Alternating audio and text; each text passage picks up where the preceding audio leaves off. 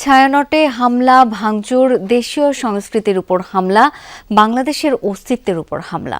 এই ঘটনার তীব্র নিন্দা জানিয়ে সাংস্কৃতিক ব্যক্তিরা বলেন, সারা দেশব্যাপী সাংস্কৃতিক প্রতিষ্ঠান, শিল্প চর্চার উপর আঘাত কোনোভাবেই মেনে নেওয়া যায় না। সরকারকে সাংস্কৃতিক কর্মকাণ্ড এবং চর্চার নিরাপত্তা নিশ্চিতের আহ্বান জানান তারা। নতুন ব্লেন্ডে আরো রিচ অ্যারোমায় সেলন ফ্যামিলি ব্লেন্ড টে।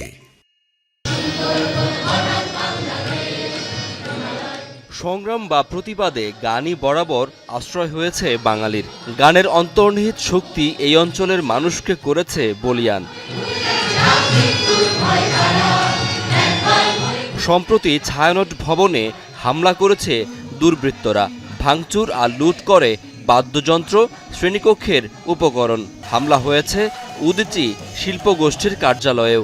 বছরব্যাপী হামলা হয়েছে বাউলদের ওপর। বন্ধ হয়েছে অসংখ্য কনসার্ট। শিল্পচর্চার এমন সংকটকালে শিল্পীরা তাই বিকালে প্রতিবাদে দাঁড়ালেন ছায়ানট ভবনের সামনের সড়কে।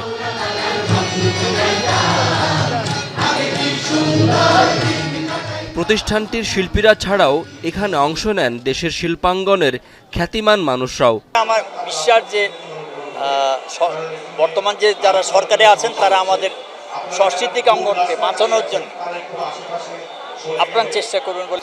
বাংলাদেশে এই ধরনের ঘটনা ভবিষ্যতে যেন আর না হয়, সেটার জন্য আমরা সরকারকে দাবি জানাইতে চাই যে এটা যেন তারা একটা প্রিভেন্টিভ স্টেপস নেন এবং এর সাথে জড়িত যারা যারা আছে তাদেরকে যেন অনতিবিলম্বে আইনের আওতায় আনা হয়।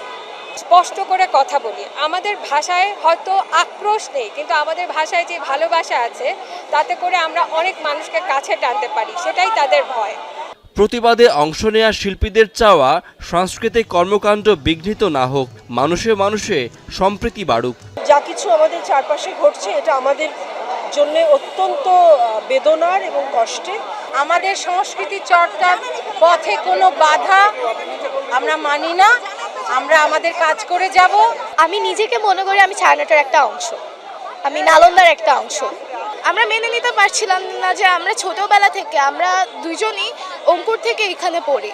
যারা এই কাজটা করেছে তারা ভালো করে নাই, কারণ এখানে হচ্ছে কি সংস্কৃতির প্রথম বিকাশ এখান থেকেই শুরু।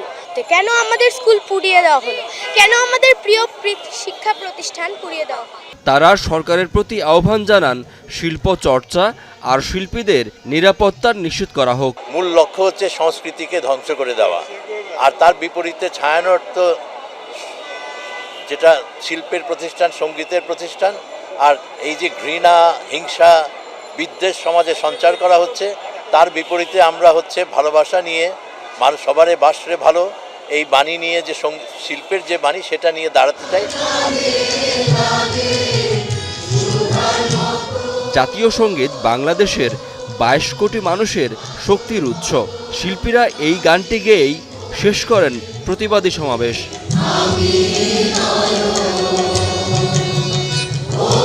শাকিল হাসান, যমুনা নিউজ, ঢাকা।